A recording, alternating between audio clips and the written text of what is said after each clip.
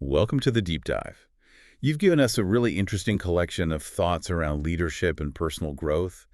And what we want to do today is pull out the real gold, those insights that can spark something in your own journey forward. Absolutely. It's about moving past just the surface and finding those core ideas that can, truly shift how you approach things. And one concept that keeps popping up, especially in John Maxwell's Leadership, is exactly that, this need to constantly adapt and evolve as a leader. Right. He even dedicates the book to Ed Bastian at Delta, someone he sees as really embodying that principle. Okay, so let's get into this leader shifting. Maxwell talks about how different the leadership landscape was when he started out. Back in the 70s, he says there just weren't that many leadership books. Yeah, mostly management theory then. Exactly. Peter Drucker, folks like that, they were really the dominant force. But then the 80s hit, things sped up, and suddenly being able to navigate constant change became, well, a make or break skill. Hmm. It wasn't just about keeping things running smoothly anymore. It was more about steering through complexity. That's a key distinction, isn't it? The world has fundamentally changed, and leadership has to keep pace. Maxwell uses this great analogy about athletic competitions. Yeah. He points out that it used to be, the top three finishers would get recognition, but now in many fields, it feels like only the winner really gets the spotlight. Right, the pressure's higher. Totally.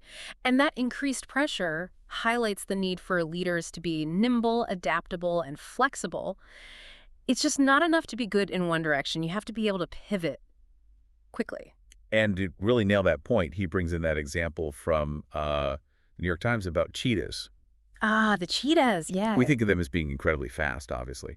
But it's not just the straight line speed that makes them such effective hunters. It's their agility, right? Exactly. That ability to make incredibly tight turns at high speed, that's the kind of adaptability leaders need now. That's a great visual for it. It really is. So against this backdrop of constant flux and the need for agility, our deep dive today is going to explore some of the core shifts that Maxwell and your other sources point to, Okay. all designed to give you that quick but thorough understanding you're looking for. So let's jump in. Right. First up, the mindset you need for this leader shifting. It sounds like it's not just about picking up new techniques, but really rethinking your fundamental approach. Yes, definitely. Maxwell stresses being open to change, which sounds obvious, I know. But it's hard. It really is in practice. And he also talks about moving away from having all the answers and instead focusing on asking better questions, becoming a more active listener and observer. So less talking, more absorbing. That's a good way to put it. It's about cultivating a real sense of curiosity, a genuine desire to learn from what's around you. And it's not just intellectual curiosity. Maxwell emphasizes tapping into your intuition, your creativity, too. Interesting. So it's a blend. Yeah, he sees leader shifting as finding that balance between having, strong core values and a clear strategy, but also being open to new ideas, innovative solutions. Like reading the room better. Exactly. For instance, instead of just hearing the words, a leader who's actively listening is also paying attention to nonverbal cues, Right. to the underlying emotions, the concerns. That deeper observation can reveal opportunities, challenges you might otherwise miss. He also makes a powerful point about continuous learning, but also this idea of unlearning and relearning. The unlearning part is crucial. Yeah, the fact that past success doesn't guarantee future results. It reminds me of that advice he got from his mentor, the writer, who said, "You are only as good as your last book." Oof. Yeah. There's this constant pressure, isn't there, to evolve. That's such a critical insight for staying relevant. People might respect you for past achievements, sure, but your current effectiveness hinges on your willingness to grow. Maxwell talks about layered learning. Layered learning. Yeah, where each new piece of knowledge or experience builds upon what you already know, giving you a richer understanding, a broader perspective. Okay. He even uses that analogy of a banker evaluating farmers. Are they fencing in, happy with their current boundaries, or fencing out, actively seeking to expand and improve? Ah, I like that. Fencing in versus fencing out. Leader shifting, he argues, is fundamentally about fencing out, constantly pushing your own limits. Okay, another big shift Maxwell talks about, and this one really hit home for me, is moving from being a soloist to a conductor. Yes, that's a powerful one. He describes realizing that early on, his leadership was very much focused on his agenda, his vision. But the real change came when he started thinking about how he could empower others, how he could bring out their best talents, Hmm. like a conductor. And the key there is that shift in focus from self-interest to adding value to others. It's huge. Right. Maxwell shares a really potent story about being in Ukraine. His interpreter pointed out that this idea of leaders adding value might be totally foreign in a culture that historically had leaders who mostly extracted value. Wow. That really crystallized it for Maxwell. Effective leaders shift from a me-first to an others-first mentality. They prioritize giving, contributing, rather than just taking. It makes sense. A soloist focuses on their own performance. But a conductor's success depends entirely on the whole orchestra, right? On the collective performance. He even breaks down what he calls a seed-sowing mindset, Yeah. intentionally looking for ways to add value every day. As much value as possible, as often as possible. Never waiting for the perfect moment, giving without expecting anything back. And seeing any positive outcome as just a bonus. Right. That story he tells about his friend James and the lobsters, Oh, the lobsters, yes. where James generously shared his catch and then unexpectedly got this abundance back later. It really illustrates that principle. Giving can lead to unexpected returns. It's a great example of that paradox Maxwell highlights. What you keep, you lose, and what you lose, you keep. He emphasizes that proactive generosity, being the first to offer help or support, often creates the most significant impact. People remember those who invested in them early, who planted those positive seeds. It's about enabling others to play their music better, as he puts it. Exactly. Okay, the next leader shift. Moving from being goal-oriented to growth-oriented. This seems subtle, but really profound. It is. It's a fundamental shift in focus. Maxwell shares that early in his career, he set very specific goals, like the size he wanted his church to reach. And while those goals helped him achieve certain things, They're external markers. right, he eventually realized that personal growth was what truly enabled him to become a more effective leader long-term. Exactly. The emphasis shifts from external achievements to internal development. Maxwell reflects on how reaching those initial goals, sure, it opened doors, but his ongoing ability to lead and inspire, that stemmed directly from his commitment to continuous personal growth. So it's less about the destination, more about the journey of becoming. Precisely. He identifies 3 key transitions within this. Moving from focusing on outward expansion to inward development. Shifting from wanting to reach the top alone to wanting to bring others with you, and prioritizing learning over just accomplishment. Who you become is more important than what you achieve. That's the essence of it. And he gives some really practical advice here, doesn't he, on cultivating that growth mindset. He does. Things like actively embracing change instead of resisting it. Understanding your why, your motivation. Not being afraid of failure. He makes the point that taking action actually reduces fear and builds courage. That's counterintuitive, but true. Yeah. And building relationships with other growth-focused people, investing time in your own development, embracing that layered learning we talked about, the wisdom you gain and apply over time. That idea of layered learning really resonates. He quotes Adlai Stevenson, right? Yes, about what you know at 50 that you didn't know at 20.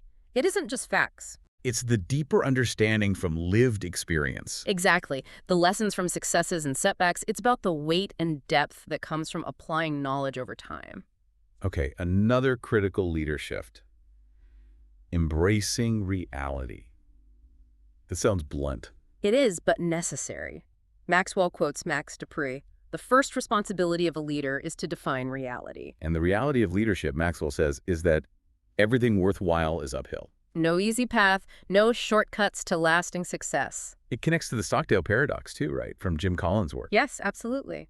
Admiral Jim Stockdale, the prisoner of war, he observed it wasn't the pure optimists who survived best. It was the ones who balanced belief with reality. Exactly. An unwavering belief in the eventual positive outcome, combined with a clear-eyed, unflinching acceptance of the current harsh reality, holding both at once. Maxwell shares that personal example too about the church building project. The delays, the unexpected costs. He had to constantly navigate that tension, maintaining hope while communicating the difficult realities. He learned there's never a perfect time for bad news. But delaying just makes it worse. It's about being transparent about the true cost of progress. And that leads right into the next shift, leading by example. Crucial.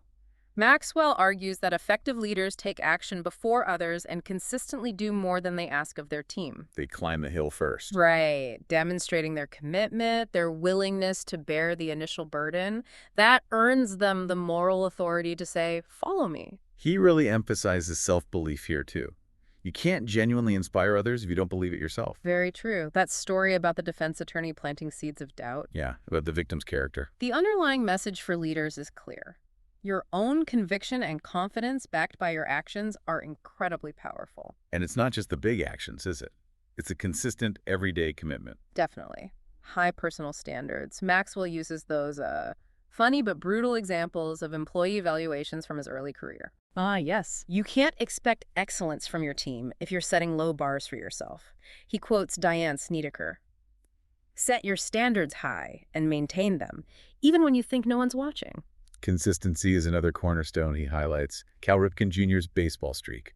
Incredible example. It wasn't necessarily about being the most gifted player. It was about showing up, delivering, day after day. Without fail. That kind of consistency builds deep trust. It solidifies your reputation. People emulate what they consistently see. Then there's this shift from pleasing people to challenging them.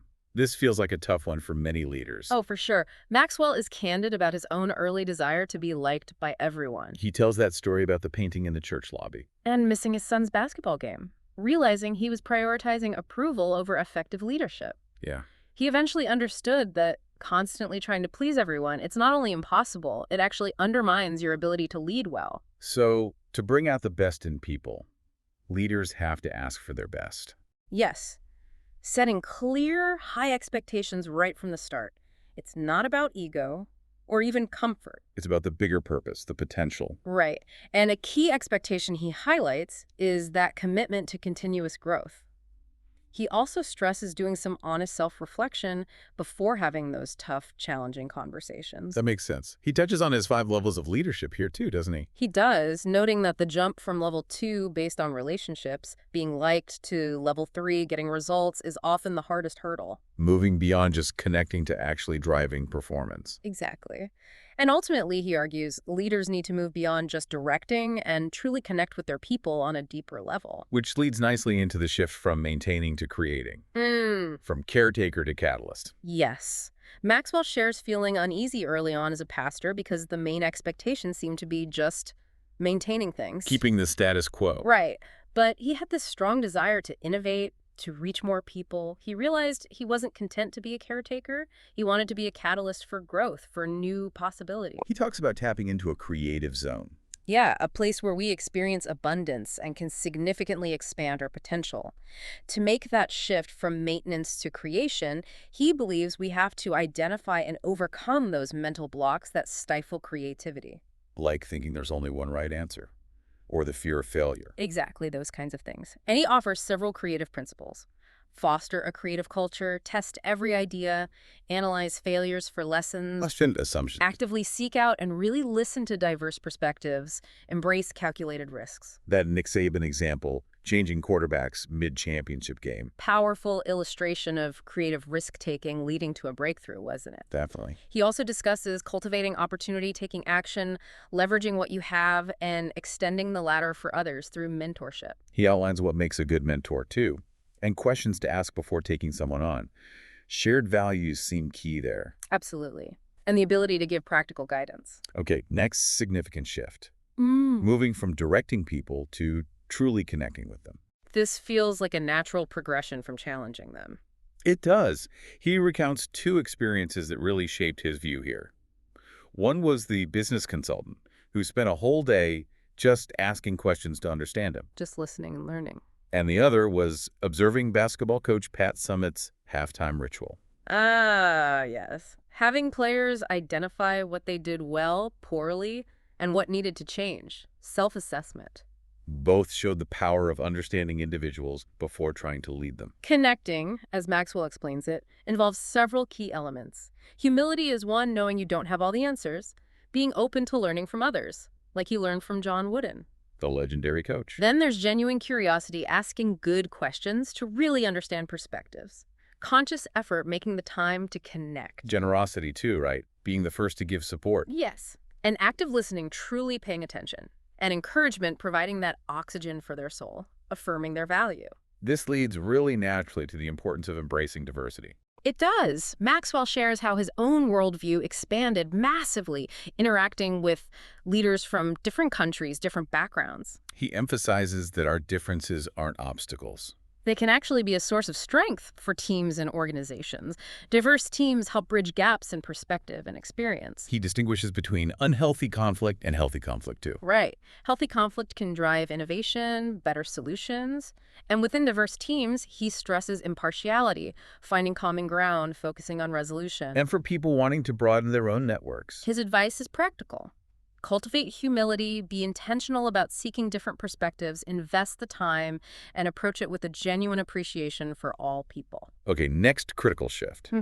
Moving from positional authority to moral authority. This is about earning leadership, not just having a title. Exactly. He tells that anecdote about the board meeting where Claude, a member with no formal title, Right, he basically guided the whole discussion. just through his wisdom and the respect he commanded, it powerfully showed that true leadership influence comes from who you are, not just your position. Moral authority.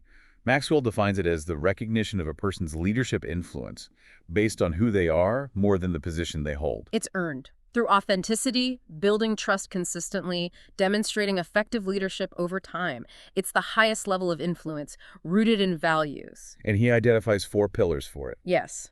Competence, you have to be good at what you do. Courage, willing to act decisively. Face fear. Consistency, aligning words and actions over time. And character integrity, authenticity. Competence is foundational. Courage is about moving forward. Consistency builds predictability and trust.